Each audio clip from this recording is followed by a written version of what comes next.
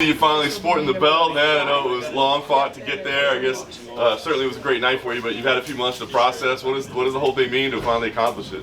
To be honest, like it feels amazing, first and foremost, and I'm happy to be here with you guys. But to be honest, I didn't even bring the belt because for me, the belt is not gonna help me when the cage doors closes, right? So I was like, that's last season. This is a new season. I'm not defending anything. I'm coming here to get a new one. Yeah.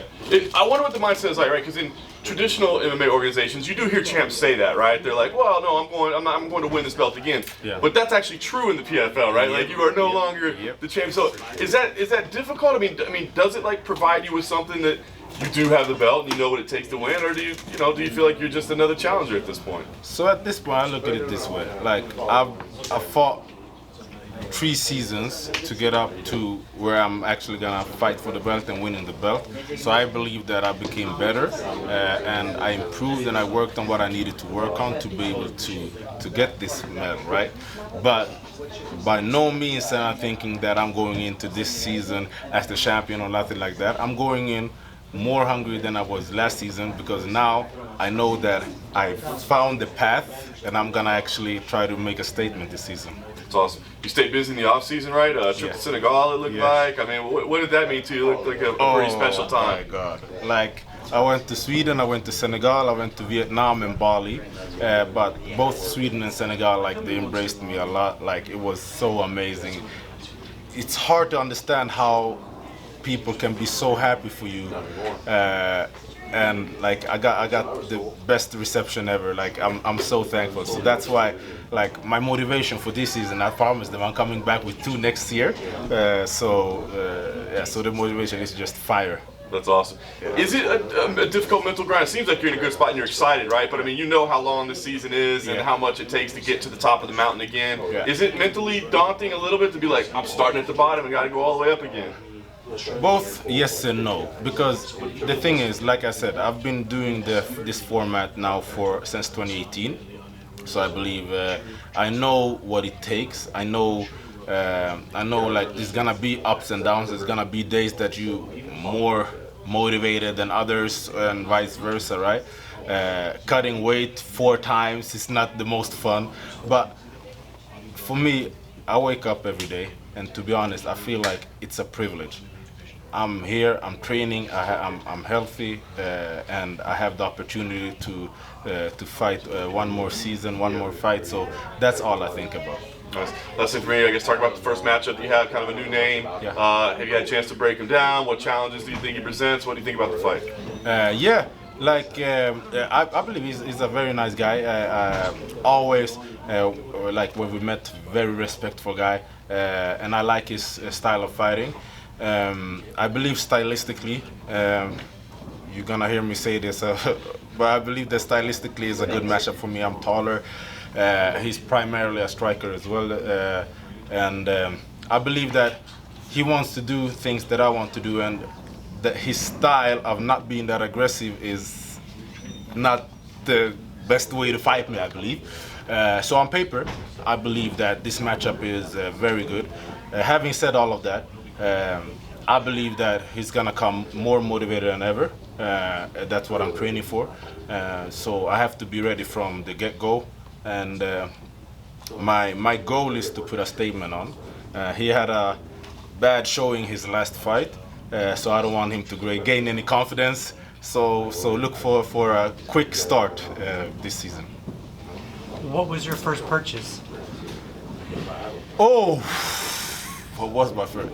So my first purchase was actually, I don't know how many tickets for my whole family to Senegal. We went there together. I believe we were like 20 people. We rent an amazing spot out there. So that was actually, but I don't like I said before the finals, when I was asked what I was gonna do with the money and stuff like that if I were to win. For me, just being able to focus on this season and knowing that I don't have to worry about rent, I don't have to worry about nothing like that. Just I can invest in seeing a chiropractor every day if I need to. Like, so for me, I'm just trying to stay have the longevity in this game, you know. So I'm investing in myself. So we're not going to see you driving a Lambo and like four Rolexes? I did not say that. Did you guys hear me say that?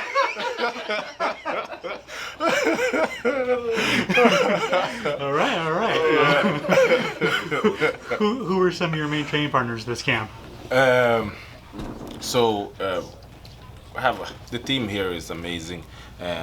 Starting from the coaches with all the fighters. I've been training a lot with people with both, like all different sizes, and people that fight southpaw, people that fight orthodox. I've been training with Marvin, Sean, Chris, Brad a lot. Have Shimon that came in from Israel just now. Edmund Sharbazian. I know I'm forgetting people. Nicolas Mota. So I have so much, like so many great bodies, and like for me, I don't mind training with different body types, because even though we have a game plan, even though my trainers are working out, like it's a fight, anything can happen. So I believe it's good to be prepared for anything. Last question. How the hell do you make welterweight? I mean, it's just... Yeah. Like, I saw the food. They just brought in a lot of food, and I was like, yeah, this is just something else that I need to go through, like, mentally. Like, it's not fun, but it's part of, like, I fight for the Professional Fighters League. I'm a professional. I signed the contract that I was gonna fight in 170, and that's what I'm gonna do. 171.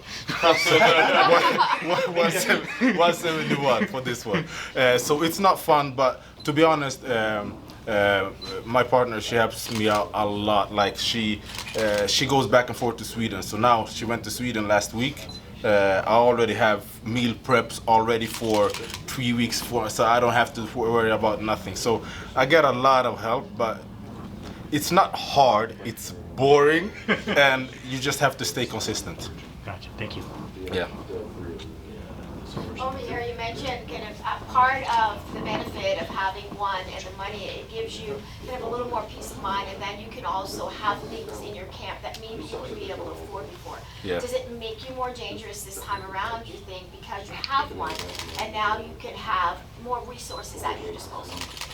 I believe so too. I believe so, like partly because of those reasons, but more so because in kickboxing and Muay Thai, I had, I believe, 90 fights. My record was around 85-5, something like that. I became 4-time world champion.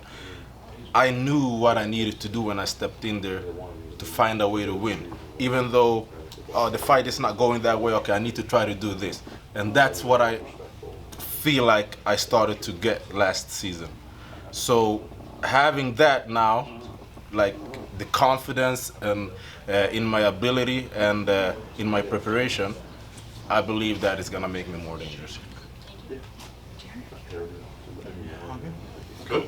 Awesome. Perfect.